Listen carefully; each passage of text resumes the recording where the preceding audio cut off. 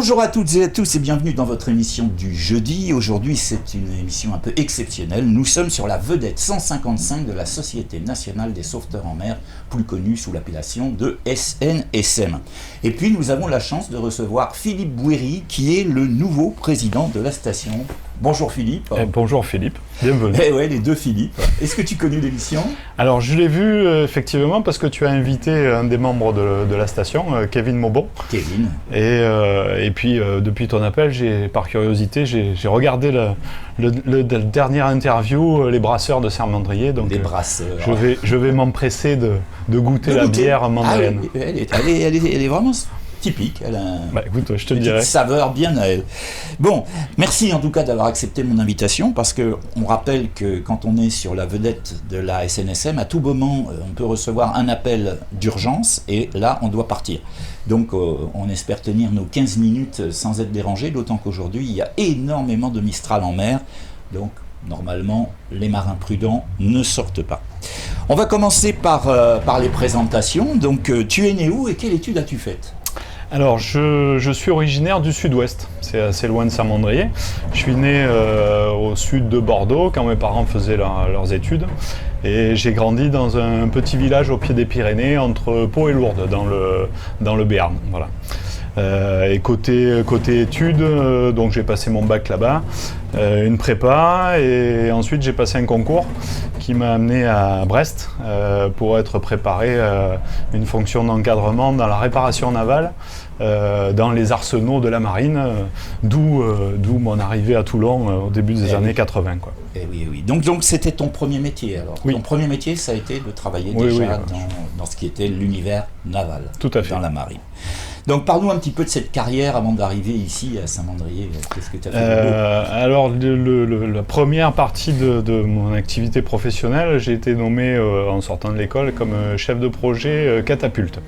Alors ça concerne la maintenance navale, mais c'était plus spécifique installation d'aviation des porte-avions. Donc, parce que j'y pensais, tu me dis catapulte, je pense au Charles de Gaulle qui vient de partir en mission d'ailleurs, et aux catapultes qui lancent les avions pour leur décollage. Donc pendant une dizaine d'années à Toulon pour le Foch et le Clemenceau, qui étaient les anciens porte-avions, et ça s'est prolongé ensuite à Brest pour la construction du Charles de Gaulle et les installations aviation du Charles de Gaulle. Donc c'était passionnant, voilà. J'imagine. Cette première phase. Et puis voilà, tu arrives ici, donc à Toulon. Et là, tu fais quoi Après cette première phase professionnelle, j'ai changé de secteur d'activité. Toujours sur la mer, et donc j'ai pu avoir une formation de scaphandrier. J'ai été plus orienté vers les activités, les essais liés à l'aspect nautique et sous-marin. Donc j'étais responsable des bassins de la base navale de Toulon, d'une équipe de travaux sous-marins. J'ai passé 8 ans ici à Saint-Mandrier sur le site du Cagnet. Pour des activités d'essai, composantes nautiques et sous-marines. Et puis les dernières années, je les ai passées au Levant. Alors pas Héliopolis, ADGA pour les SN Missile. spectateurs, il faut quand même préciser, parce que là on parle dans notre connaissance du secteur, mais Héliopolis c'est en fait le centre naturiste de l'île du Levant. Donc voilà pourquoi notre ami Philippe dit je ne l'ai pas passé à Héliopolis. Voilà, donc c'est la partie militaire, DGA SN Missile, qui réalise des essais sur des systèmes d'armes, des entraînements des forces. Voilà. Et donc c'était jusqu'à l'an dernier, j'étais directeur d'essai sur le site du Levant à DGAEM. Ah bien. Voilà. Oui. Alors comment devient-on sauveteur en mer ? On va commencer par la base, sauveteur. Sauveteur en mer, déjà il faut aimer aller en mer, ça tombe sous le sens. Il faut aimer donner de son temps pour les autres. Donc, on va en parler un petit peu après, parce qu'on va parler un peu de comment fonctionne ce système des sauveteurs en mer. Il faut accepter de donner de son temps et de prendre peut-être des risques parfois en étant bénévole, ce qui est pas évident. Et puis une fois qu'on est rentré dans la structure, il faut se former, il faut s'entraîner, il faut suivre des formations de secourisme, des formations qui nous préparent à toutes les fonctions qu'on peut avoir à bord d'une vedette. Donc ça prend du temps, mais la SNSM a fait des efforts dernièrement pour que le parcours de formation soit le plus complet possible, et c'est en train d'être un pari réussi. Donc, tout à fait. On ne peut pas faire cette émission sans rendre un hommage bien sûr à ton prédécesseur, Jean-Louis Kleparski. D'ailleurs, j'espère qu'il regarde l'émission. Hein. Donc, parle-nous un petit peu de Jean-Louis. Bon, moi, je l'ai connu, j'en vais en parler après. Parle-nous un peu de Jean-Louis, parce que comment tu es devenu président de la station? Bon, on sait que Jean-Louis, malheureusement, a eu un gros problème de santé. Parle-nous un petit peu de ce personnage qui a fait beaucoup parler de lui de par ses années d'expérience en tant que sauveteur. Et il a sauvé je ne sais combien de missions il a réalisées. Ouais. Alors déjà, il t'envoie le bonjour, parce que je sais que vous connaissez. C'est sympa. Et effectivement, bon, il a toute sa place déjà dans les figures mandréennes, mais c'est une figure incontournable du sauvetage en mer en France. Hein. Donc, oui. il a fait ça pendant plus de 30 ans. Il a 1000 interventions. Enfin, c'est ce qui est phénoménal, quoi. C'est l'image même du sauveteur en mer. Et puis, c'est un des seuls que j'ai pu côtoyer qui était disponible à 100% de son temps. Voilà. Sa vie, c'était la SNSM. Donc, c'est ça. Donc, coup de chapeau. La passion de cette mission bénévole, il faut tout à fait, hein. C'est un coup de chapeau à Jean-Louis, à qui on fait bien sûr un gros bonjour, et à Régine, son épouse, qui est restée dans la station en tant que trésorière. Hein. Voilà, donc tu es devenu président de par le fait que Jean-Louis, malheureusement, avec son problème de santé, a dû s'arrêter. Et puis, comment on devient président comme ça? Il y en a d'autres dans la station. Oui. Bah, déjà, il faut avoir du temps. Alors, c'est bien tombé parce que j'ai arrêté mon activité professionnelle en janvier dernier. Donc, dans un premier temps, j'ai filé un coup de main à Jean-Louis Quérignard, qui est le délégué départemental de la SNSM locale, et qui a assuré la fonction de président par intérim. Donc, on a travaillé ensemble, et au bout de 2-3 mois, on m'a proposé de prendre la suite. C'est vrai que ton antériorité dans le milieu naval favorise aussi. Tu as quand même la connaissance de la mer. Ouais, un petit peu. Et puis ça fait 6 ans que je suis à la station, donc je connais un petit peu. Puis les équipiers de la station m'ont pas jeté des pierres, donc ça s'est fait naturellement, quoi. Voilà. C'est une belle histoire d'homme. Moi, j'ai eu le plaisir d'être sauveteur en mer pendant une petite période. On rappelle que c'est vraiment une mission bénévole. Et il y a une ambiance, évidemment, quand on veut sauver des personnes en difficulté, au sein même de l'équipe, il y a une ambiance de fraternité quelque part. Hein. On a tous cette même envie d'aider les autres. Donc je crois savoir qu'en ce moment, la station recrute. Est-ce que tu peux nous en parler? Alors tout à fait, on est en phase de recrutement là, pour intégrer dans notre équipe 4 ou 5 sauveteurs embarqués. Alors pour rentrer en tant que sauveteur embarqué, les critères de sélection. Les prérequis, c'est assez simple à la base. Il faut avoir entre 18 ans et 66 ans, être en bonne santé, accepter d'être bénévole, de donner du temps pour la fonction de sauvetage, et puis habiter à 15 minutes du bateau parce qu'on a des contraintes d'appareillage en cas d'intervention. Donc il faut être dans le secteur géographique. Ça c'est la base, et puis après si en plus on est marin aguerri, si en plus on a des compétences techniques, si on est secouriste, si on est médecin, si on a des compétences à faire valoir pour l'équipe, c'est encore mieux. Donc faut quand même mieux savoir nager. Alors je ne l'ai pas cité ça. Tu l'as pas dit. Mais bon, quand même. Ça tombe quand même un petit peu sur le sens. Bien qu'il y ait des missions à terre, il y a également besoin, je crois, de personnel, enfin de bénévoles à terre aussi, j'ai cru comprendre. Alors on fait des opérations forcément de présentation de l'activité à terre. Voilà. On fait des petites missions de prévention, au profit on a reçu des enfants du Bossé, des gamins de Saint-Mandrier, donc on essaye d'expliquer un peu ce qu'est le sauvetage en mer. On va regarder des images d'ailleurs de la vedette. Hein. D'accord. Ouais. Et puis aussi notre fonctionnement est basé sur 70% de notre budget repose sur la générosité du public. Donc on se doit d'aller. C'est important de souligner. Très important de souligner. Donc on se doit d'aller au devant d'eux, et donc on participe à des manifestations locales. On propose des stands, on vend des t-shirts, enfin on essaye de faire vivre la SNSM et notre station de la Seine-Saint-Mandrier. Il y a combien de stations en France, rappelle-moi? Il y en a un peu plus de 200, 214. Un peu plus de 200 qui couvrent évidemment tout le littoral français. Voilà. Combien de missions as-tu effectuées l'année dernière, malgré le fait que cette année dernière a été perturbée par la crise sanitaire? Donc il y a peut-être eu moins de sorties des... Alors il y a eu une phase Covid où il n'y avait pas d'activité nautique, donc effectivement ça a réduit. Mais il y a eu une forte activité nautique l'été, hein, tout le monde s'est... Oui, il y a eu un relâchement en plus de pression. Voilà, tout le monde a profité. Donc effectivement, il y a eu plus d'interventions regroupées sur la période estivale. On a fait une quarantaine, entre 40 et 50 interventions dans l'année, avec une forte concentration sur la période estivale. Heureusement, pas de situation trop grave. Non, des accidents. Non. Beaucoup effectivement d'imprudence souvent, de problèmes techniques, de situations liées aux conditions météo qui se dégradent. Oui. Et puis de la méconnaissance, je pense aussi. Tout à fait.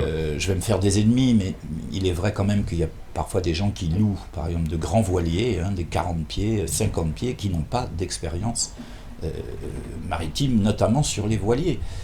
On va faire rire certains, mais on voit des gens qui partent sur des bateaux comme ça, en se disant que finalement, ça ne doit pas être si compliqué, et qui n'hésitent pas à hisser la grand voile avec du vent arrière, en se disant, elle ne monte pas, qu'est-ce que c'est dur. Bon, je schématise un peu, je grossis le trait, mais il est vrai qu'on rencontre quand même, en été, des gens qui ne sont pas prudents et qui ne font pas non plus œuvre de recherche, de formation, de choses comme ça. Hein. Puis ils n'ont pas l'expérience des plaisanciers mandréens qui côtoient la mer toute l'année. Nous, on a la chance, il est vrai, et on a cette chance extraordinaire. On va parler de la vedette maintenant. Donc là, nous sommes dans le poste de pilotage. On va regarder un petit peu les instruments pendant qu'on parle. Et puis donc, en fait, cette vedette, elle a plusieurs niveaux. Donc dans le niveau inférieur, qu'on regarde en ce moment, on va trouver je pourrais dire, il y a un brancard, bien sûr. Il y a aussi une couchette sur laquelle on peut allonger donc une personne blessée. Il y a pas mal d'équipements également de plongée. Tout à fait. Qu'on regarde là. Et puis, il y a la salle des machines. Alors, cette salle des machines, 2 moteurs. Alors, deux moteurs Iveco de 500 chevaux. Donc il faut qu'il y ait du couple, il faut que ça soit fiable, il faut qu'il y ait suffisamment de puissance pour pouvoir passer les mers formées, assurer des missions de remorquage. Ces moteurs ont 15 ans comme la vedette. Et cette année, on va avoir une grosse échéance pour la vedette avec une refonte à mi-vie. Pour redonner du potentiel à l'ensemble de la vedette, donc un gros carénage. Est-ce que tu peux nous expliquer ce que c'est que cette petite gousse d'ail qui pend au-dessus du moteur ? Écoute, ça, on n'y touche pas, parce que je pense que c'est Jean-Louis qui avait dû la mettre. Je pense que c'est pour donner chance, donc on va la laisser là, et puis elle va faire son office, et elle l'a toujours fait. Donc, c'est pour éviter qu'un Dracula vienne perturber le fonctionnement du moteur. J'avais pas pensé à ça, mais peut-être. Les gousses d'ail, les vampires. On lui et demandera. Puis il y a le petit crocodile aussi. Alors le petit crocodile, je t'avoue... Il y a une belle histoire avec Jean-Louis. Alors je vais te laisser la raconter parce que je t'avoue que j'ai dû oublier l'histoire. Alors le petit crocodile, c'est un enfant qui a donné son petit crocodile à Jean-Louis parce qu'il y avait une opération de sauvetage. Et ce petit enfant, de ce que m'avait dit Jean-Louis, en témoignage de reconnaissance, il a donné ce petit crocodile pour la station. Donc c'est un geste enfantin mais qui prend une très grande dimension. C'est très grande valeur. Dans le regard des gens, c'est vrai que c'est notre remerciement quand on part en mer. Effectivement, c'est des moments importants et c'est ce qui nous fait continuer aussi. Voilà. Alors à l'extérieur de la vedette, maintenant, on voit qu'il y a un treuil. Donc ce treuil, il est souvent utilisé. En fait, c'est lui qui fait un gros travail, je crois. Alors il y a 2 tourées de remorquage, bâbord-tribord. Voilà. Normalement, on n'en utilise qu'un, l'autre est en spare. Et on utilise cette remorque-là pour l'associer au biton de remorquage et être en capacité de ramener un bateau au port en sécurité. Donc, Puis alors il y a quelques tuyauteries qu'on voit qui permettent également de faire des prises d'eau, je crois, tu me dis si je me trompe de ce que je me souviens, pour en cas d'incendie peut-être aussi balancer de l'eau sur les bateaux. Voilà, donc on a des dispositifs d'assèchement et de lutte contre l'incendie. Donc on peut utiliser les pompes de manière indépendamment, pour les fonctions différentes, pour pouvoir intervenir sur des bateaux qui ont des voies d'eau ou des débuts d'incendie, sachant pertinemment que si le feu part sur un bateau, si on fait pas une lutte immédiate, au bout d'un moment c'est trop tard. On peut rappeler cette mauvaise expérience d'un gros yacht qui a pris feu derrière Port-Cros. pendant l'été. Bon, la 155, la vedette n'était pas sur cette mission, c'est la vedette de hier qui est allée. Mais bon, là, ce bateau, il a été complètement ravagé. Ah oui, tout à fait. Un incendie qui l'a entièrement détruit. On va parler un petit peu des embarcations. La station compte combien d'embarcations ? Eh ben, écoute, tu es dans une des 2 embarcations de la station, donc la vedette principale, bien sûr. Et on a une petite embarcation juste à l'avant de la 155 qui s'appelle la 429. Elles ont chacune leur indicatif. Et la 429 est une petite coque open là, qui nous sert pour les interventions légères, et qui a fait son temps, qui a son âge, elle a 22 ans.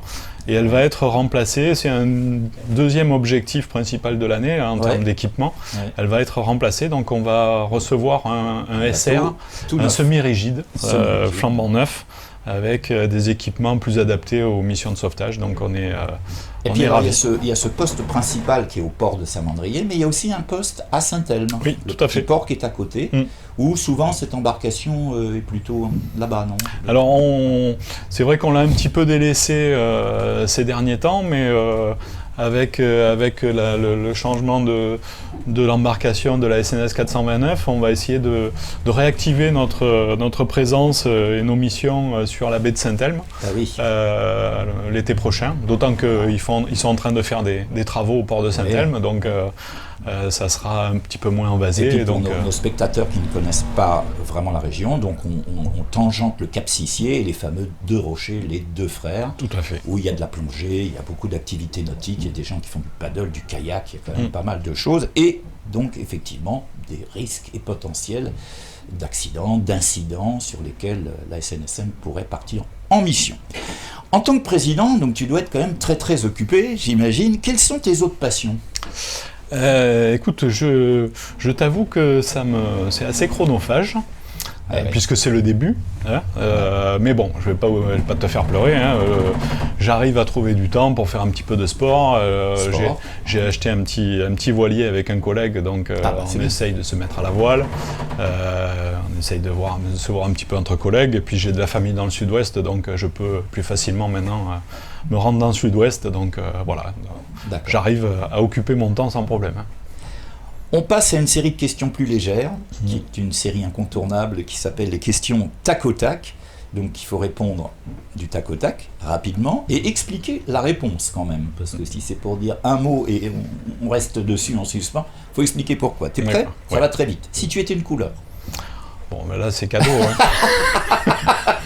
Je pense que ça va être orange. C'est cadeau. Hein. Ah ben voilà. C'est pas la peine que je le dise, c'est orange. C'est curieux. Orange, et pourquoi ? Pour la SNSM, bien sûr. Hein. D'accord. Si tu étais un animal.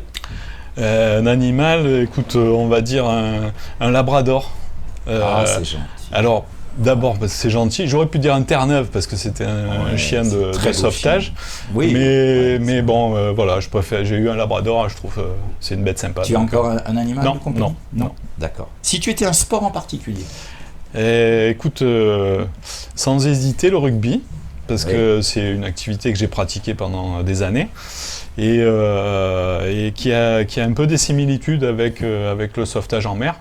Parce que bon, c'est l'équipe, la cohésion, et donc c'est ce que j'ai retrouvé un petit peu à la SNSM, donc définitivement le rugby. Alors ici, on est quand même dans une région où le rugby prédomine avec le RCT. Hein, quand même, avec le RCT, et si j'étais pas venu à la SNSM, je pense que je serais allé au club de Saint-Mandrier, qui est un club familial super sympa. Donc, oui, qu'on salue d'ailleurs au passage, dans des clubs sportifs ici qui sont très très sympas. Si tu étais un film ? Écoute, je vais pas être très original, je vais dire Le Grand Bleu. Ah, je m'y attendais. Écoute, je m'y attendais. Alors, bon, il y a des raisons quand même, parce que j'ai fait beaucoup de chasse sous-marine et puis d'apnée. Et bon, voilà, c'est un film inspirant de ce côté-là. Donc, c'est un film qui a marqué énormément son époque de par l'originalité du scénario et puis des images. Tout à fait, et la musique. Sont magnifiques. Et la musique de Serra. Serra, ouais. Tout à fait. Qu'est-ce que tu aimes le plus dans la vie et qu'est-ce que tu détestes le plus dans la vie ? Écoute, ce que j'aime, tu as compris, j'ai aimé travailler en équipe, hein, j'ai aimé le rugby pour un sport collectif. Ouais. Je suis maintenant à la SNSM. J'aime partager, quoi. Donc, partager des bons moments, être là pour les mauvais, partager des émotions. Voilà. Donc, Et qu'est-ce que tu détestes le plus dans la vie ? Écoute, je sais pas détester, je suis un bon français, hein, donc je râle pour plein de situations. Je sais pas ce que je déteste le plus, les endives braisées. Non, c'est bon ça. C'est culinaire là c'est culinaire, d'accord. C'est bon comme que... Bon, tu sais que dans cette émission, il y a le moment du message pour les spectateurs qui sont matérialisés par cette caméra qui est ici, qui te regarde droit dans les yeux. Et si tu regardes dans l'objectif de la caméra, en fait, tu parles droit dans les yeux à nos spectateurs. Tu me stresses là. Ah non, il ne faut pas. Donc, quel serait ton message pour nos spectateurs et puis, je pense aussi pour les navigateurs? Non, j'ai pas de message moralisateur. Hein. Ce que je vous souhaite à tous, c'est une excellente année 2022 et aux navigateurs qu'on puisse profiter de bons moments en mer et que tout se passe bien. Voilà. Donc, bonne année à tous. Eh bien, merci beaucoup Philippe de t'être prêté à cette interview. C'est vraiment sympa. On n'a pas eu d'appel alors que vous avez peut-être entendu des grincements. C'est la vedette, les pare-battages qui frottent le long du quai parce que ça souffle beaucoup à l'extérieur. Je vous rappelle que si vous avez des questions à me poser ou des idées à me soumettre, vous pouvez me contacter à l'adresse internet qui s'affiche sur votre écran, à savoir fpm.saint-mandrier1@orange.fr. Et puis, attention, une annonce très importante. En raison des vacances scolaires, il n'y aura pas d'émission dans les 2 semaines à venir et on va se retrouver le 24 février. Vous aurez toutes les informations sur les groupes Facebook. En attendant, n'oubliez pas de vous abonner à la chaîne, d'activer la cloche des notifications pour recevoir les informations comme quoi il y a une émission qui arrive.